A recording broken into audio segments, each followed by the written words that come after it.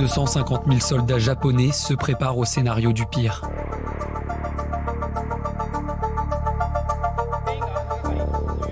Nation pacifiste depuis la fin de la Seconde Guerre mondiale, l'archipel accélère son réarmement. Achat de missiles américains, hausse inédite du budget de la défense, manœuvres militaires de grande envergure. Avec des voisins comme la Chine, la Russie et la Corée du Nord, l'archipel s'inquiète, au point de toucher aux fondements de sa doctrine militaire.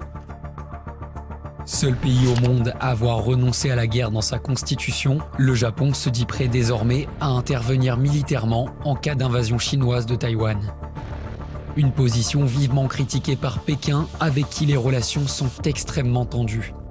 我们敦促日方深刻反省侵略历史，坚持走和平道路，在军事安全领域谨言慎行。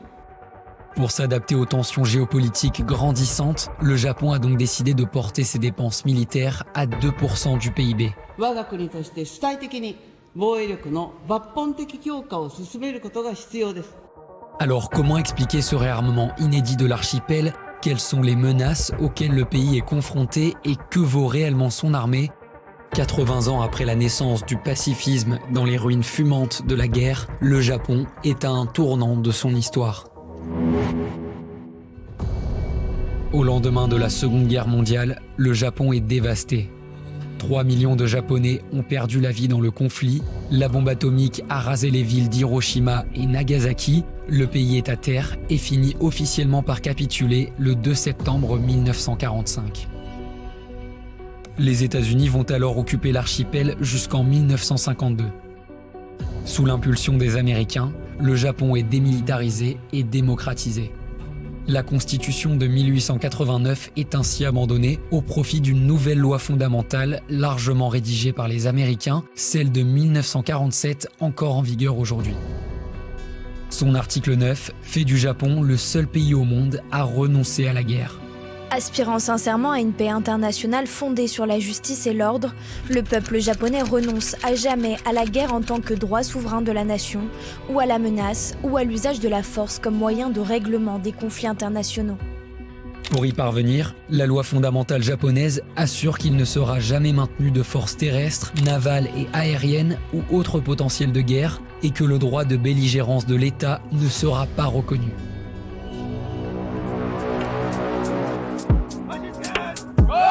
Si des forces japonaises d'autodéfense sont créées dès 1954, le Japon compte en réalité surtout sur un allié de taille, les États-Unis. C'est simple, la relation entre les deux pays est au fondement de la stratégie militaire du Japon.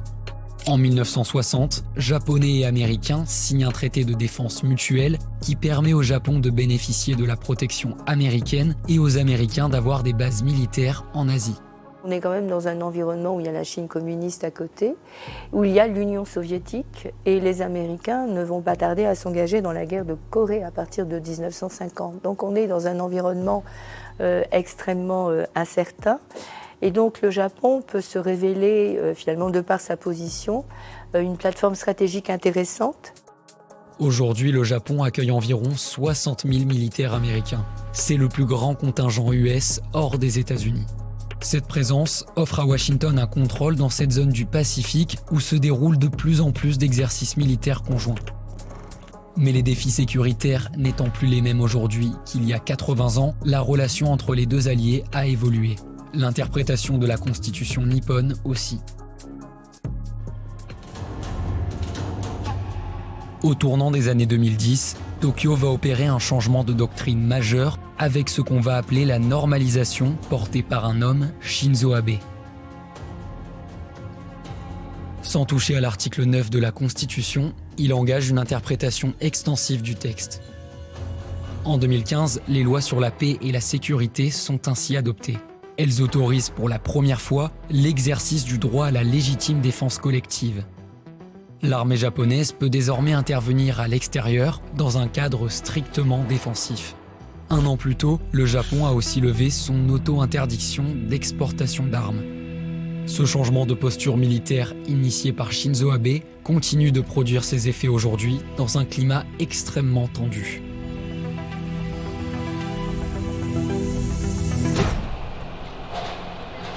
Le 28 octobre dernier, lors d'une rencontre avec Donald Trump, la nouvelle première ministre japonaise Sanae Takaichi a prévenu. 今我々はかつてないほど厳しい安全保障環境に直面しています。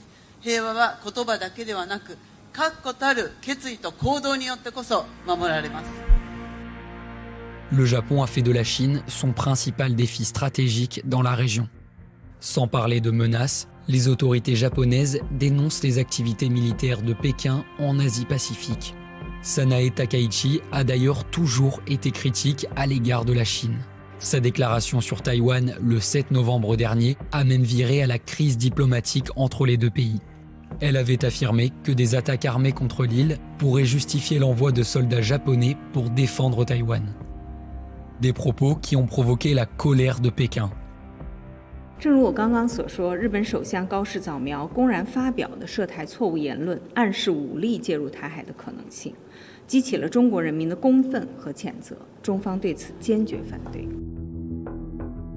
Depuis, les tensions diplomatiques se sont intensifiées, la Chine conseillant notamment à ses ressortissants de ne pas voyager au Japon. L'autre point de crispation entre les deux pays, ce sont les îlots Senkaku. Situés en mer de Chine orientale, ils sont administrés par le Japon, mais sont revendiqués par la Chine qui les appelle Diaoyu. Les incursions de bateaux chinois, civils comme militaires, se sont intensifiées depuis quelques années près de ces îlots. C'est vrai, la Chine se montre beaucoup plus agressive. Elle délibérément, elle viole donc les fameux 200 nautiques qui constituent la zone économique exclusive du Japon. Et la Chine utilise aussi ses flottes de pêche comme étant des éléments perturbateurs qui sont plus ou moins en lien et obéissent tactiquement à des stratégies d'incursion que peuvent mener en parallèle également les gardes-côtes et la marine. Les activités militaires de la Corée du Nord sont aussi une source d'inquiétude pour les Japonais.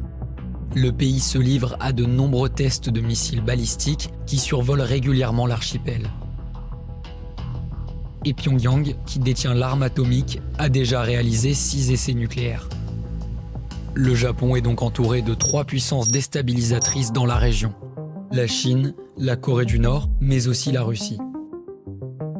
Les relations sont au point mort avec Moscou depuis que le Japon a condamné l'invasion russe en Ukraine. Et le sort des îles Kouril continue d'alimenter les tensions russo-japonaises. Occupés par Moscou depuis la fin de la Seconde Guerre mondiale, les territoires du Nord sont revendiqués par le Japon. Dans cet environnement régional menaçant, le Japon peut toutefois compter sur le soutien des États-Unis. C'est en tout cas ce qu'a assuré Donald Trump lors de sa venue au Japon en octobre dernier. Anything I can do to help Japan, we will be there. We are an ally at the strongest level, and it's a great honor to be with you, especially so early. Pour être en mesure de se défendre face à l'appétit vorace de ses voisins, le Japon a donc décidé d'investir beaucoup.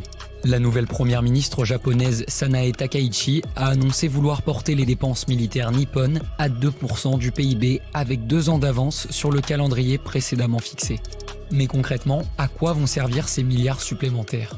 Il y a des radars de défense, des satellites de reconnaissance, il y a des drones, il y a tout un ensemble de matériel que le Japon voudrait acquérir et mettre en place extrêmement rapidement, de façon à surveiller ces approches. Et donc le Japon veut aussi modifier un certain nombre de ces bâtiments, de ces frégates, veut acheter aussi de nouveaux chasseurs de combat.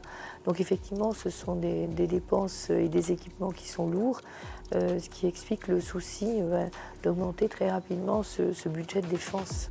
Il faut quand même garder à l'esprit que même lorsque ces dépenses militaires étaient limitées à 1% du PIB, le Japon disposait d'un budget de la défense élevé. Et au moment où la France était à 39-40 milliards d'euros, le Japon n'était jamais très loin, alors que le Japon n'est pas une puissance nucléaire, par exemple. Encore faut-il pouvoir soutenir ces efforts budgétaires, car l'économie japonaise n'est pas au beau fixe.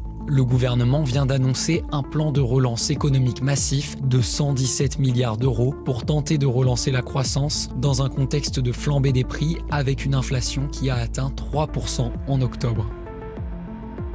La dette colossale limite aussi les manœuvres financières. Elle devrait atteindre 232,7% du PIB en 2025 selon le Fonds monétaire international. Et puis le Japon, comme beaucoup d'autres pays, se voit infliger par Donald Trump une taxe douanière plancher de 15%.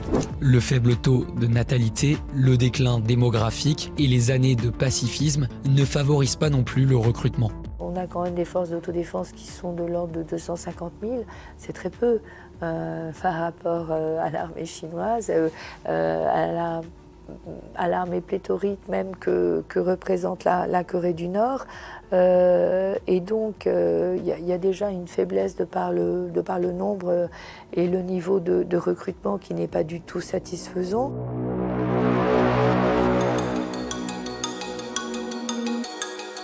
Si les gouvernements successifs depuis Shinzo Abe s'activent pour renforcer et développer les capacités militaires du Japon, la population reste, elle, très majoritairement attachée au pacifisme. Peut-être qu'elle ressent une forme de remords par rapport à tout ce qui va lui être reproché et ce qu'elle va découvrir d'ailleurs de l'action de l'armée impériale. La classe politique est beaucoup plus pragmatique. Il n'en demeure pas moins qu'elle est quand même très critiquée et elle est en perte de crédibilité. Une posture pacifiste qui risque de se heurter aux ambitions guerrières de ses voisins, avec en ligne de mire une date, 2027. C'est la fenêtre de tir retenue par les principaux think tanks de défense occidentale pour une possible invasion chinoise de Taïwan dans le sillage du centenaire de l'armée populaire de libération.